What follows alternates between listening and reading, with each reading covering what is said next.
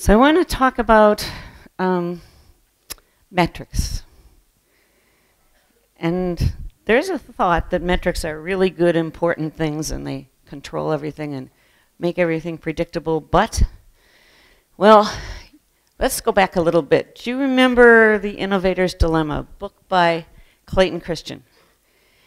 The concept is that if you happen to be good in an industry, let's say you make cameras, when somebody comes out with a really cheap cell phone camera, as happened a while ago, you think, can't be anywhere near as good as our camera. But over time, the cell phone camera gets better and better, and so does yours. But the cell phone camera gets good enough to serve most people, and they stop buying expensive cameras. And this happens for lots of stuff. You can name many things. So the innovator's dilemma is that if you serve your existing customers and keep them happy, you're missing out on a whole new segment of customers that were happy with something that was less good than your concept. So that's been a really strong theme for lots of decades. But Clayton Christian has had a lot of good ideas and been doing a lot of thinking. And recently he published an article in Harvard Business Review called The Capitalist Dilemma. And this is where metrics come in.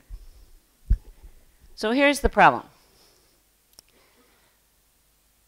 It used to be that we would spend money, if you take a look at this, we would spend money here in market creating innovations, things that would disrupt and have whole new ideas. And then that would generate stuff, and then we would go to sustaining innovations. We would get better and better and better. And over time, we wanted more efficiency, so we invested money in efficiency. And this created more money, and so then we would go back and put that money into innovation. But something like 25 or 30 years ago, the business schools started saying, you know, we should preserve our most scarce resource. And guess what that is? It's capital. And so business schools started teaching commandments of the most important thing is to maximize return on investment, to turn your assets really fast, to preserve capital and not make any investment that isn't going to add to capital. Well, the problem is, if you do that, you keep going back into efficiency innovations because these new market expanding innovations, they take time. At 3M where I worked, we would say that if you invested in something that was going to be really big, you had about a 10-year wait before you got to the payoff from these long-term investments. And the business schools started teaching that that's not a good place to invest your money because you don't get rapid return on investment. In fact, if you think about it, back there in the war generation in 1950s, there was an attitude, and I remember this attitude, that said the most important thing to do is to think about what you're doing for customers. This is a quote by George Merrick of American Company, a pharmaceutical company, and it was a quote in 1950. And he said, we must never forget that medicine is for the patient. It's not for profits. The profits follow, and if we have remembered this, they have never failed to appear. And the better we remember it, the more profits we have.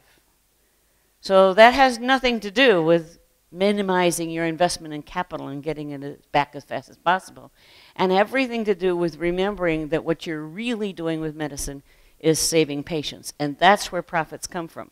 Well, we kind of forgot about that in the next generation. I think partly because in the 1950s, you could do anything and stuff got better. Especially in the US and in Western Europe, everything you did paid off. And then suddenly, you know, time passed and the markets got saturated and became harder and harder to make money. And the next generation of managers said, oh, this stuff of medicine is for the patient, that's too hard. You know, the idea that the purpose of business is to create a customer, that's what Peter Drucker said, that's too hard. let's have a different idea. And so the different idea was the boom generation, the ones born after in like 1950s in that time frame. They hooked on to this article published in 1975 saying, the purpose of business is to maximize shareholder value. Have you heard of that? So it became slowly the doctrine of every big business. The whole idea is, you know, those CEOs, they may be out for themselves. Everybody's sort of out for themselves and wants to do stuff that's good for them. So the only way we can make sure that they manage our business correctly is to have a metric that shows that they're creating value for the investors in the company. And so shareholder value became the major thing that against which businesses were measured slowly. In fact, what happened starting in about the early 1980s is CEOs' compensation began being tied to shareholder value, to the stock market changes. So what happened? This was actually pretty good for CEOs. In 1976, the average pay for a CEO was, in the US, 30 times the average worker salary. In 1993, it was 100 times the average worker salary. And in 2013, it was 300 times the average worker salary. So CEOs did really good with this whole concept of maximizing shareholder value, but actually, the businesses themselves didn't do well. In fact, because it created a whole lot of short-term thinking, they tended to do rather poorly. And I love this one. It says, yes, the planet got destroyed, but for a beautiful moment in time, we created a whole lot of value for shareholders. And so we approach the end of the last century, and we have companies that have done a whole lot of focusing on return on investment, and they get to the state where they're not surviving anymore. And the whole new generation comes in. I'm going to call it the tech generation. And as people started founding companies these folks were, I don't know, in college in the late 1990s, and they started using internet, and they started forming companies like Google and, you know, Amazon and Netflix and Skype and all kinds of interesting companies like that. And they had a different idea. They said, you know, what we don't want to do is focus on shareholder value. So if you look at the initial public offering statements of a lot of these companies, they say, if you're a shareholder and you're buying shares in our company, don't expect that we're going to worry about shareholder value, because we're not. Go invest in companies that worry about that. We're going to worry about our purpose, which is bringing information to the world, or whatever it is that our purpose is. The IPO document at Facebook says, we don't build services to make money, we make money so that we can build services. So it's exactly the opposite way of thinking, and I think that the folks that sit in the tech generation now and that want to put businesses together are way back to the early days when it was much more about serving the customer than it had anything to do with making profits. But should you happen to do a good job of serving customers, the profits follow. Clayton Christian says the real problem, the thing that actually smashed the whole world, was spreadsheets, the villain. How could that be? I mean, I actually kind of liked spreadsheets, but to be honest, the first use I made of it was to do budgeting in a manufacturing plant, so I guess. So his theory is that they're sort of like the fast food of strategic decision making. You can have like a 20-something-year-old punching out some stuff on a spreadsheet telling a CEO that if she doesn't do these 3 things, the stock market is going to react in this way. And almost making the strategic decisions for her. So if you think about that, before there were spreadsheets, people actually had to think a little bit more about what was good investment decisions. They had to maybe make some generalizations and do some more global thinking. Now, if you got spreadsheets, you could almost let it run your company, and too many companies did. So that's why he calls it the fast food of strategic decision making. And what it's done is given rise to unhealthy dependence on financial metrics. So he proposes that we should get away from this and get rid of using spreadsheets for making financial strategic decisions. Quit worrying about financial metrics. They are not the right thing to use in order to make decisions. Okay, so this is an interesting theory, but how many managers do you know are going to say, okay, sure, so what am I going to do? How am I going to make decisions if it's not going to be financial metrics? It's a good question. So that's what we're going to talk about this morning, is how do you make decisions if you aren't going to be using financial metrics to judge? Well, let me make a few interesting proposals of why you would want to do this. There is an interesting book called The Greatest Business Decisions of All Time. These are business decisions that were really radical when they were made and really made a massive difference for the company. I'm going to start out with my company, 3M. And back in 1925, the first decision was made to let people go off and do their own thing and research their own product concepts, at least for part of their time. And in fact, when I was at 3M, good managers were supposed to kind of hide these side projects and nurture them along until they either succeeded or they died. The 15% rule at 3M, widely copied by Google and other companies like that, led to an enormous amount of really interesting products. And I know one good friend of mine, Roger Appledorn, and he kind of hid his work on developing the overhead projector. He hid it behind the wall, and we got an overhead projector. The overhead projector has a film which takes the light and bends it in a way that's patented. Now that film is made with a very special manufacturing process using microstructured surface on the film in order to bend the light. So you can inexpensively create just about any shape of lens. That technology at 3M has led to $3 to $5 billion a year of business. Just because Roger kind of avoided the rules and went along on the side and invented the underlying concept of using optics to do all sorts of interesting things with lights. So huge amounts of 3M's business now depend on that. In 1933, Nordstrom's decided to quit having its clerks argue about when people brought stuff back to the store and just take it. If they thought they should return it, just give them their money back, whether it was something ever sold by Nordstrom's or not. This is kind of crazy. People could even bring in tires, and this is a clothing store. So why would you do that? Well, it turns out that the problems and the nuisance and the hassle and the bad will created by their other return policy tended to turn away a huge number of customers. The customers, the people that took advantage of this policy and returned strange things were very few.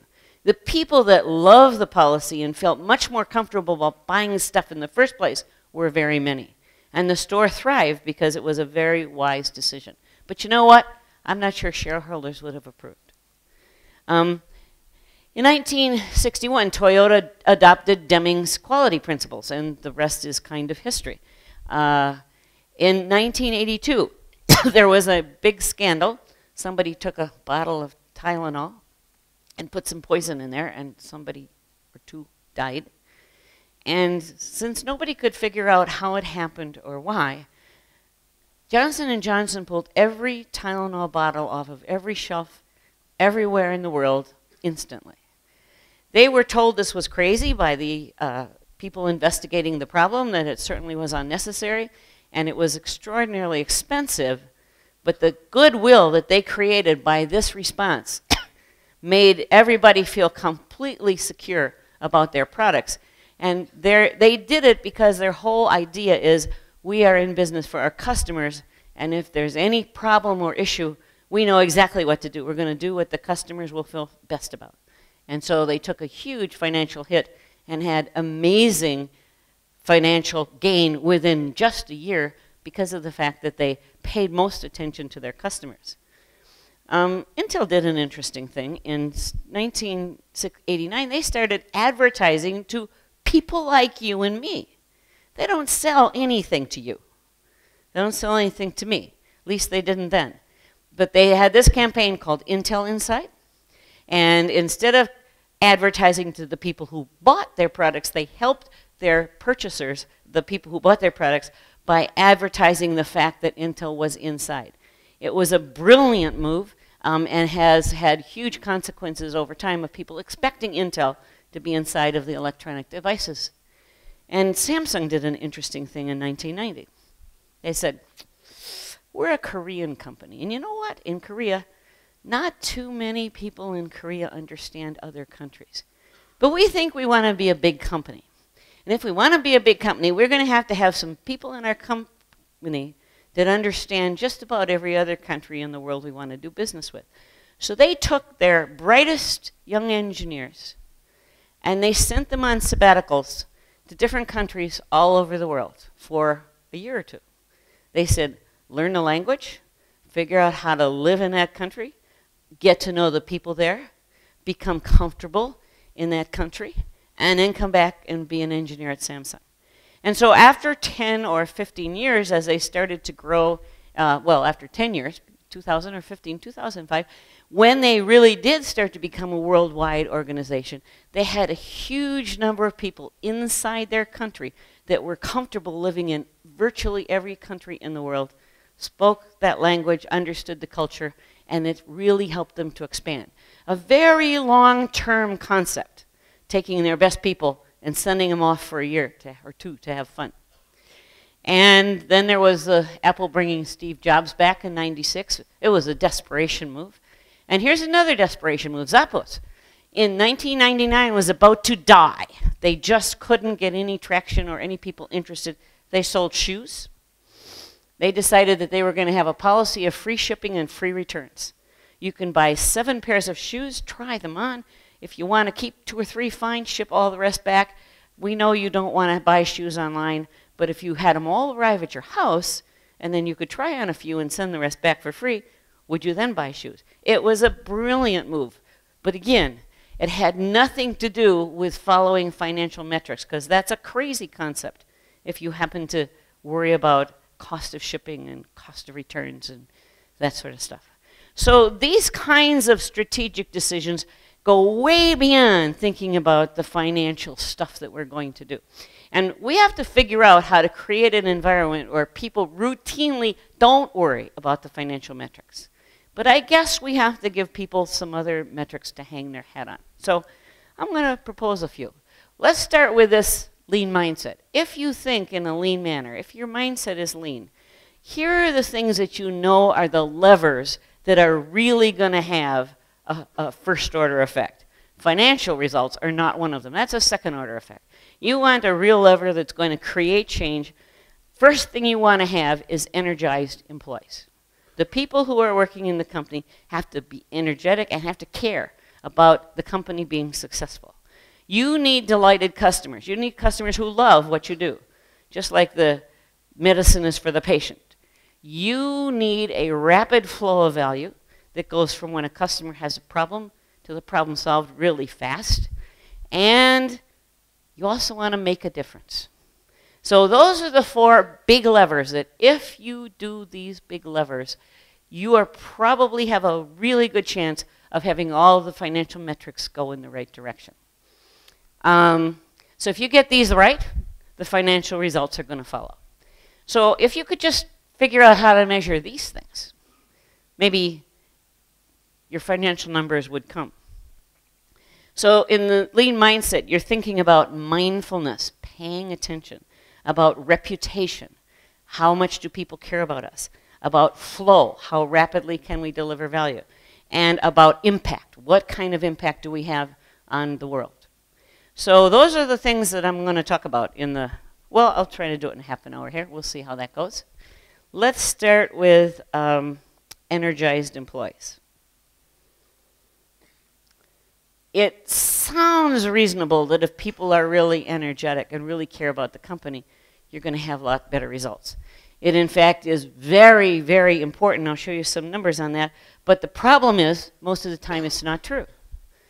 This is a survey by actually quite a few different organizations with different measurements of engagement, saying that about 70% of employees are not engaged. I think this includes the US and Europe, but I'm pretty sure. But even if it's just a US, I'll bet it's not that different here. So what we're looking for is engaged employees, and what we get is about 30%. And then about 20% are actively disengaged, really don't care about this company. And then we have 50%, they could go either way, kind of depends. And probably what we need to do is say, how do we get these 50% on our side? How do we get them to care about the company? You know, some companies try to measure engagement. The biggest company trying to measure engagement is Gallup. They have created a survey. It's 12 questions long. Here are the 12 questions. I'm just going to whiz them up there. Things like, I know what's expected of me. I have opportunity to do what I do best every day. My supervisor seems to care about me as a person. Just reading a few. My opinions count at work. Those kinds of things. And with these 12 questions, they take surveys of companies and come up with an engagement number. And what they've shown is, and I propose there's lots of ways to measure engagement, but this is one. And they show that in their surveys, the companies that have the top quartile companies with the most engaged employees have 37% less absenteeism, 48% fewer safety incidents, 41% fewer product defects, 21% higher productivity, or 22%, and 21%, oh yes, and 22% higher profitability. So massive impact from just having employees engaged. Now, that shouldn't be a surprise to you. And I'm also not sure it's a survey like this that you need. But if people need numbers, this isn't such a bad number to think about because it really does have an impact. I would rather the people who are responsible for teams and for people doing things already knew if the folks they were responsible for were engaged.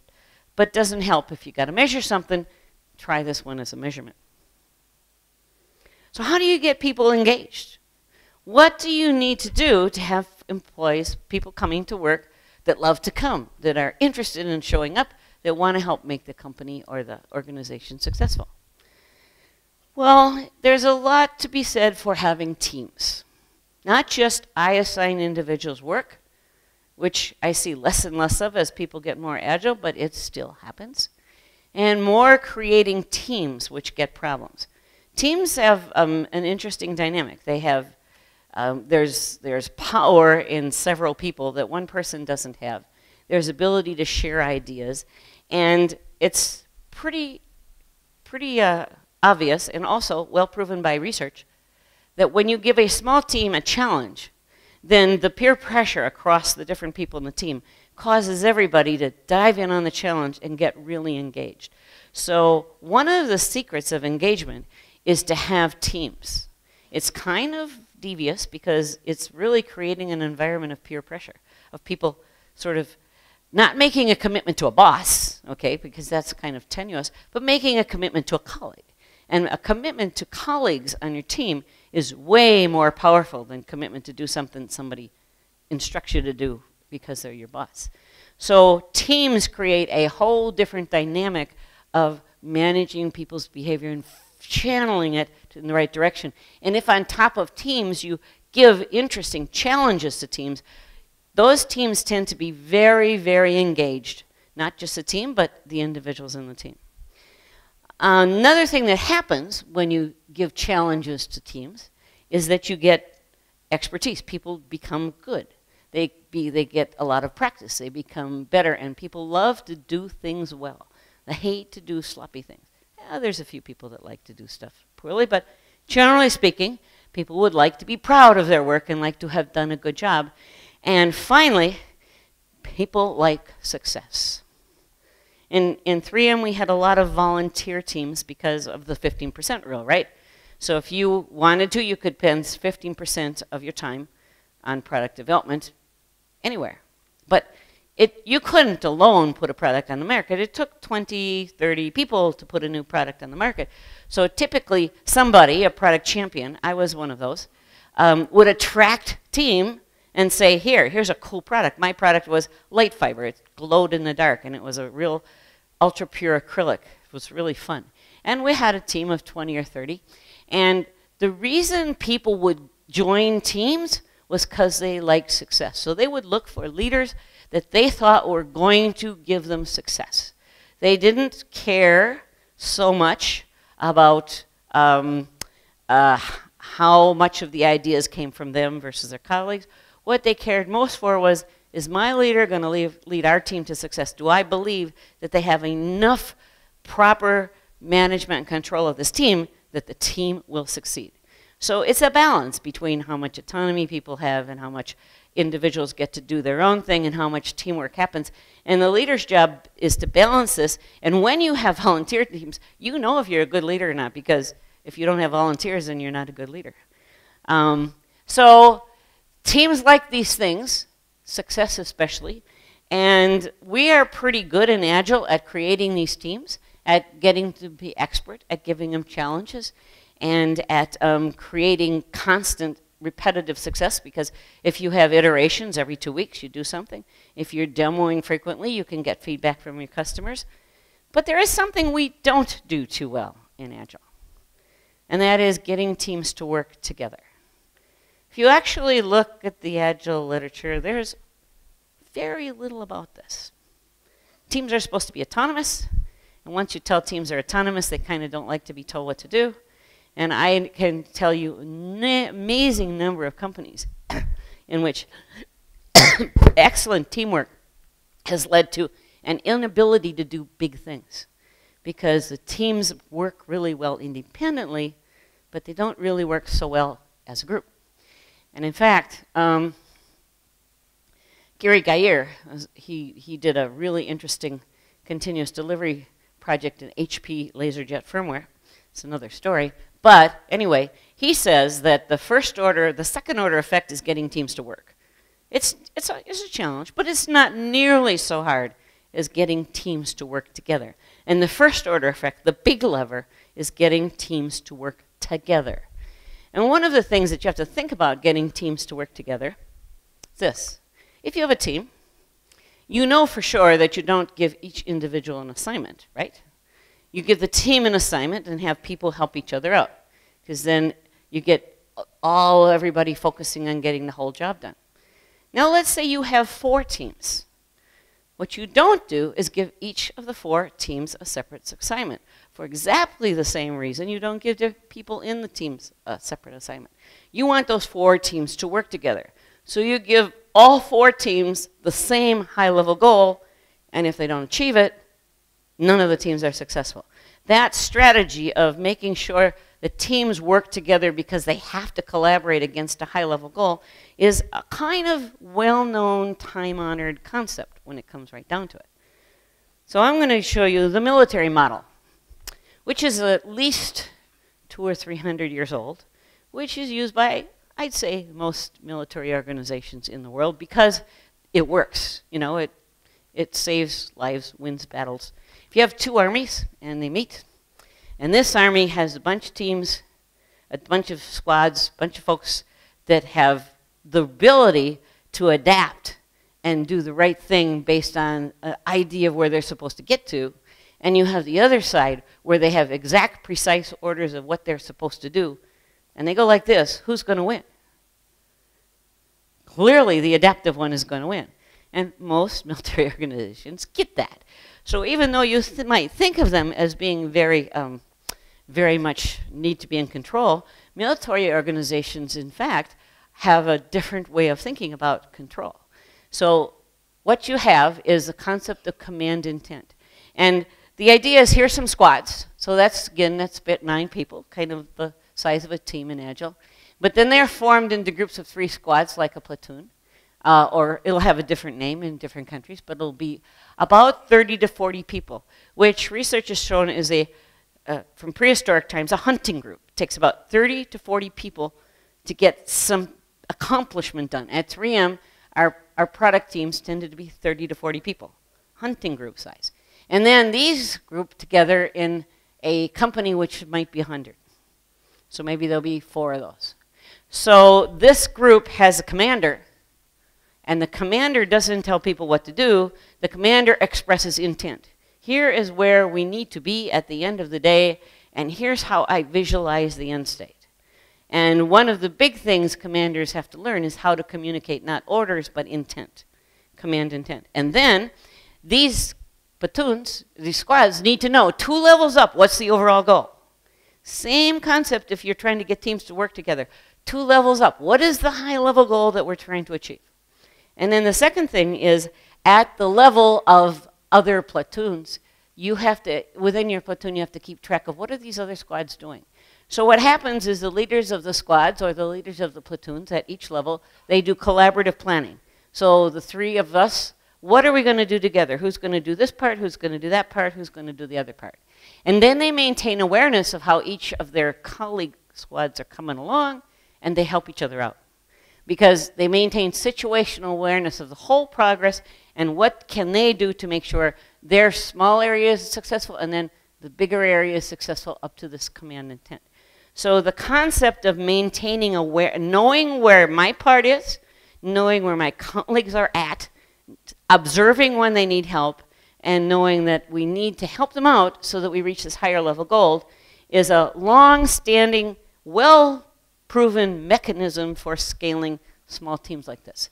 Any way that we can do this. I had a friend in London called Robert Benefield. He's done a lot of operations management in, say, in Yahoo and in British Telecom. And he said, in the end, the only way he's ever seen any agile concept scale effectively is when you have this concept of, I need to know command intent 2 levels up and maintain situational awareness 1 level up, and that's how big things get done. Let's go on to the next one, delighted customers. So let's think about delighted customers. The problem we have with what we've done with our technology is we've created a reputation economy. If you are in the hospitality industry, for sure, you care. But the first reputation economy was created by eBay, because eBay had a problem. How do you get strangers to send stuff, money and goods to each other? And they created one of the earliest reputation mechanisms so that they could get strangers to send stuff, way back before the internet was barely on its feet. And this same concept is stuff we use all the time. Since I travel all the time, I really understand about TripAdvisor. But if you own a hotel or anything that serves the industry of the hospitality industry, you deeply care about what people are saying about you in TripAdvisor. In Airbnb, it's the same as in eBay. You have strangers that are meeting and they have to trust each other. And only through reputation does that work. And then there's reviews on Amazon. So if you're selling stuff, all of a sudden you have to care what customers are saying about it. And in fact, reputation has a lot to do with managing quality. High quality stuff isn't anymore meeting customer expectations. Pretty much it's getting good reviews. That's how you find out what people are looking for, and that's how you find out what people are buying. So that's kind of changed an awful lot of stuff, but it hasn't changed how do I think about what is good in a reputation economy. So if we look at this book from Frederick Reichelt called The Ultimate Question, the first thing he says is, you can measure profits if you want, but their exact same number can give you 2 different answers. They're good profits and they're bad profits. And you don't want bad profits, so don't measure profits because you don't know if they're good or bad.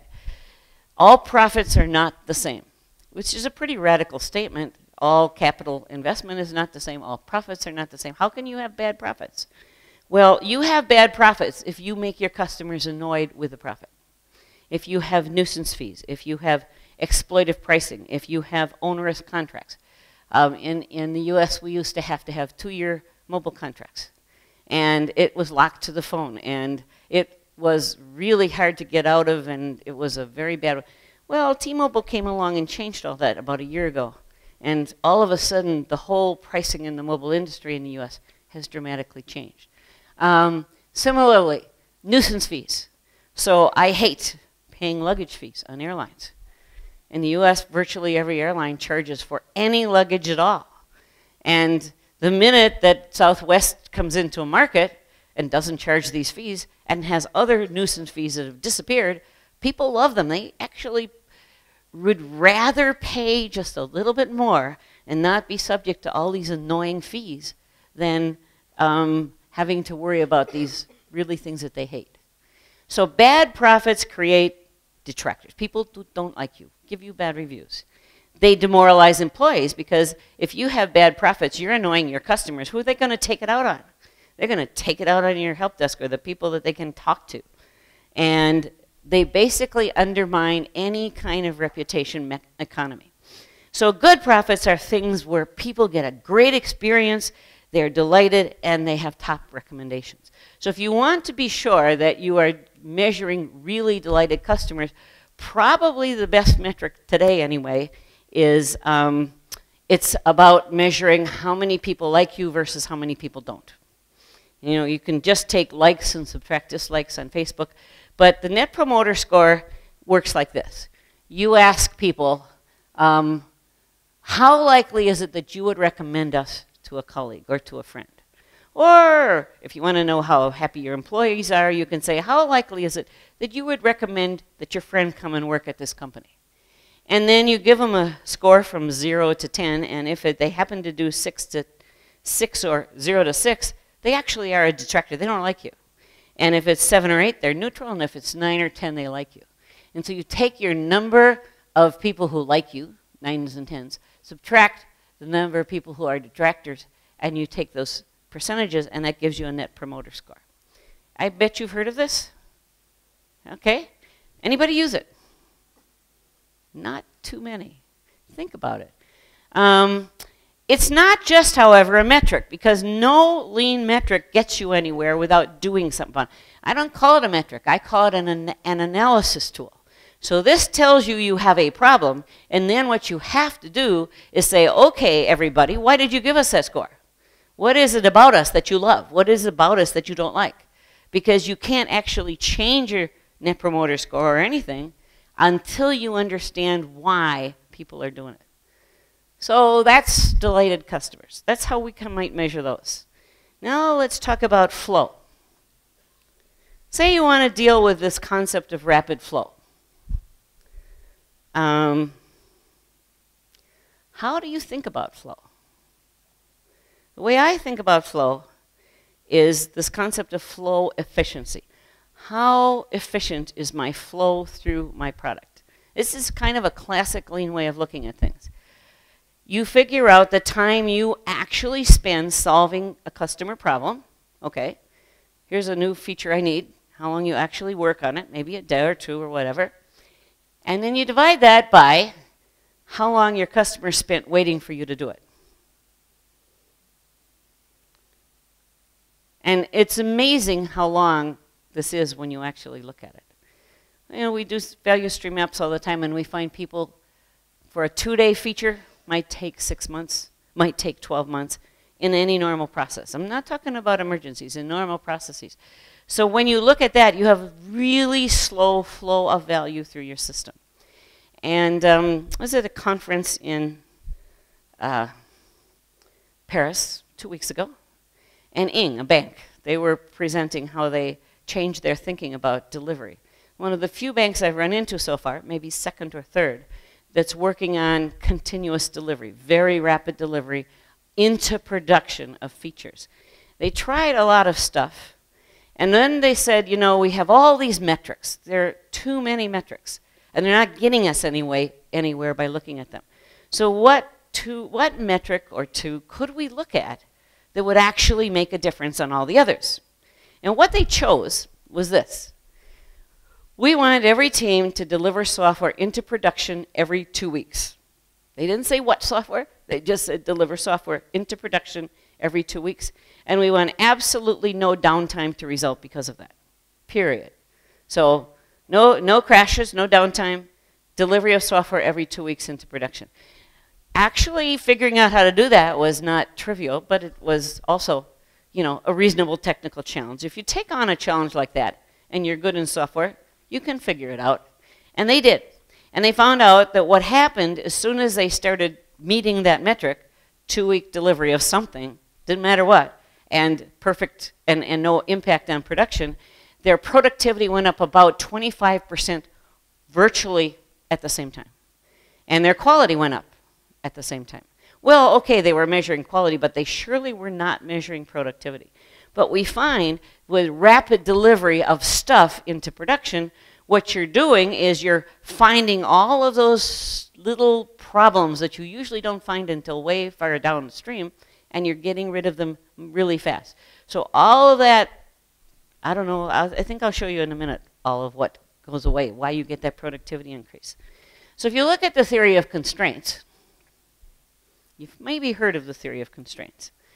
The theory of constraints says every system has a bottleneck. So look at this system. Where's the bottleneck? The pipe. Now let's say you want more water. Are you going to get more water by digging the river deeper? How many times do we dig rivers deeper because it's easier? Think about it. It's really a waste. Not all improvement is going to improve flow. If you don't attack the pipe, you don't get anywhere. So the theory of constraints says, if you want to improve flow through your system, flow of value through your system, you need to figure out where the bottlenecks are, and those are the things to tackle. All right, so the first thing to do is say, get everybody focused on the bottleneck. So I would like to propose 2 bottlenecks that we have in software development historically. Maybe not anymore, but we have. And here's the first one. We have a technical constraint. Basically, it's the integration problem. So if you think of a long release cycle, say 6 months or more, what we find is that something like 30% of a long release cycle is going to be spent at the end hardening the code, testing it, making sure it's got through system integration, doing user acceptance test. In that vicinity. Does that sound familiar? Is that kind of like you? If you have a 6-month process, 2 months at the end to integrate and harden code? What? No, then what is it? Yes, but say you don't have Agile yet, or say you have what you call Agile, but you still have a 6-month release cycle. I'll still bet you have 2 months at the end hardening. I mean, I've seen lots of people with Agile, and then they have this thing called integration test at the end. That doesn't count. It's not part of done. If it's not part of done, you still have 2 months at the end. So what you're trying to do is well, we've seen people with 50% and more of the overall development cycle finding the bugs and fixing them that got put in the first half. So that has to go, and if you do Agile right, it does go. You get this down maybe to 10% of the time, and then you get it down even less if you get to an environment of continuous delivery. So what was going on at Ing was they were saying deliver every 2 weeks. So they fundamentally got rid of this big back-end integration problem by forcing integration every 2 weeks. It's just part of the metric. And that's the only thing they measured, and it gave them an almost immediate 25% improvement in productivity. We see oftentimes, if you've really got a big hardening environment, you double your productivity easily when you stop having this back-end hardening. So even if you think you're doing Agile, but you're not deploying live into production very often, you're not doing this all the way through systems integration, you still have a bottleneck there. And I don't care how good you are upstream and how Agile teams are, if you maintain a big back-end integration, you are not addressing the bottleneck. It's not Agile enough. It's not far enough down your process. You have to be all the way to delivery to production rapid cycles, not just before that. Another big bottleneck, probably the other biggest one we see, is building the wrong thing. This is maybe even bigger than the integration problem because it's almost harder to address. So, you know, years ago, the Standish group said in the traditional way of building software, they saw something like 2/3 of the software that was actually built not really needing to be there. Seldom or never used in not safety stuff, stuff that never needed to be there in the first place. That's a huge amount. Does that sound familiar to any of you guys? Too much chuckling here. Okay, so I don't care how agile you are. If you're doing stuff you don't need to do, you're just wasting time. And that's not the idea of Agile, is let's put as much junk out as we can. The idea is let's put as little junk out as we can. Let's do as small amount of work as we possibly can. So if you're measuring how many features can we do, how many function points, or anything like that, you're saying how much junk can we put in our code base. It's exactly the wrong measure of productivity. You have to measure how much value are we delivering, and how can we do that with as little work as possible. As small amount of code as we possibly can do to accomplish the end objective. It's not about building software. It's about getting stuff done with as little software as possible. Because, you know, our customers, they don't like software. They could care less. In fact, they're kind of annoyed by software. They want their problem solved. So the teams that can solve problems with the minimum amount of software are the ones that are really productive. And the problem is it gets worse, because as soon as you add this extra stuff, you go up this complexity curve. So this is the other really big problem in software development. And if you aren't addressing one of these two problems and you have it, you're just digging the ditch instead of addressing the pipe. You have to figure out how can we be sure we're spending our time building the right thing. One of the techniques, and it's not the only one, but the one that I think is going to be the thing we study in a decade or two in our colleges, as this is software development. It's the process that tends to solve both of these problems. It gives the underpinning technical capability and the customer contact capability to both build the right thing and to build it with a very rapid flow. So Continuous Delivery book came out in 2010.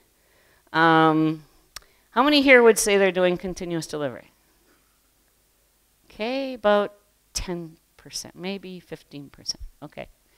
So you need to go here pretty soon, within the next year or so, because it makes a huge difference in all of our two big bottlenecks.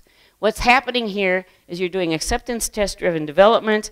You have tight collaboration between customers and delivery teams. So development and customers are no longer got this big line between them. Every day they have to talk if every day they're going to deliver. There's all kinds of tight feedback loops as do I do the right thing. Cross-functional teams have to include both QA and operations.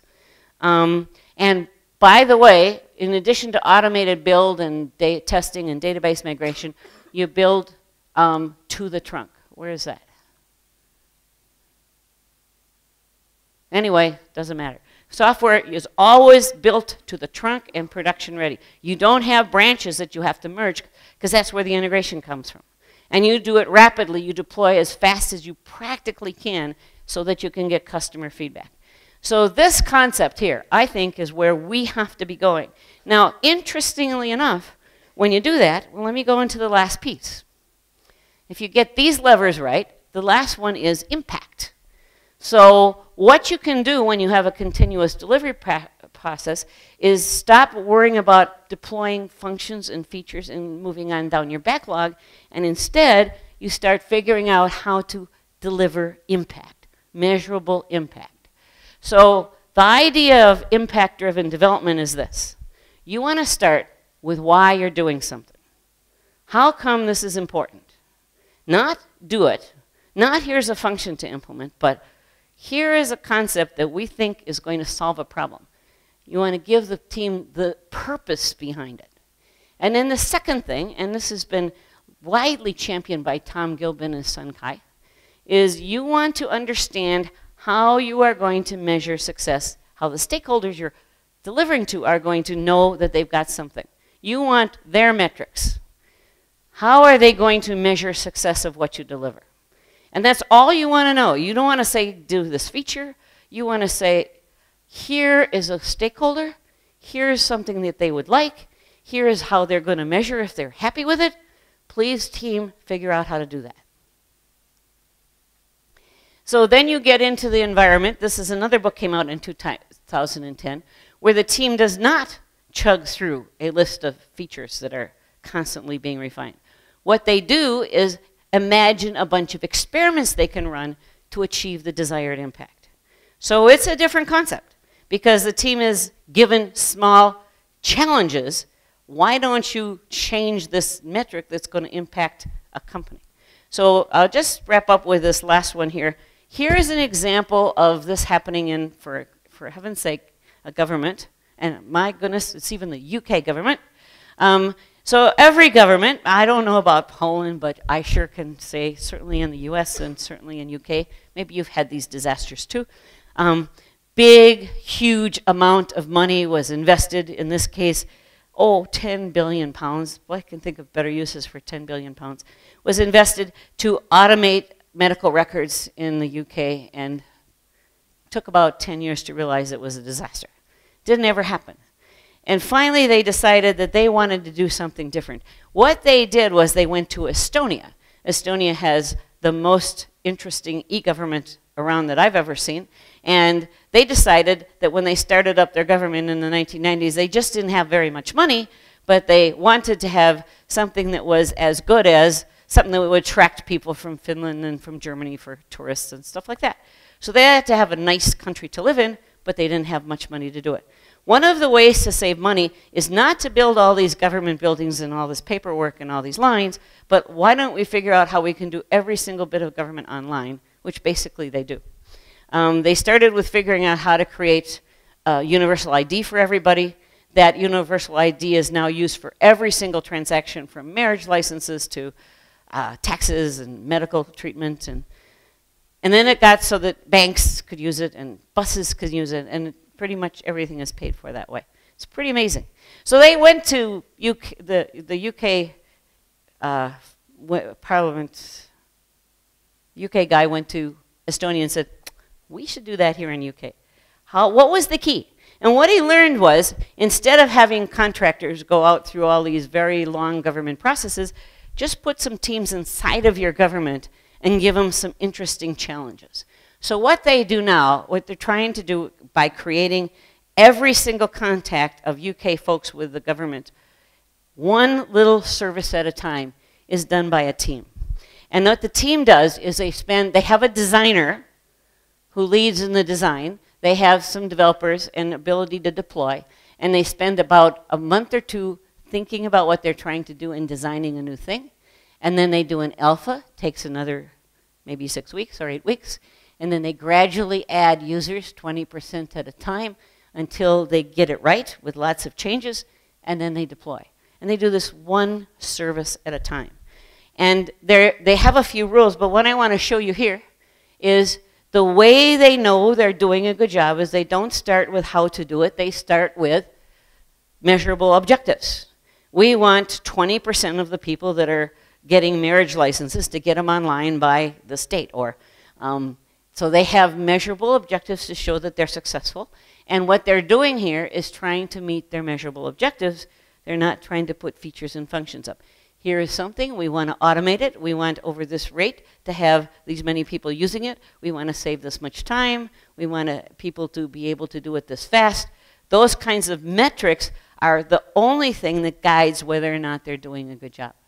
So in that concept, the whole idea there is to figure out what it is you're trying to achieve and give that challenge to the teams and let them figure out the details of how they're going to go about doing it. And when we start doing that with very rapid delivery and feedback cycles, then I think we're going to get to the spot where we're doing way more of the right stuff and far less of the wrong stuff and wasting our money doing the wrong stuff. So since it's already at 5 after, I am going to just flip to the end here and just leave the last few slides and say thank you.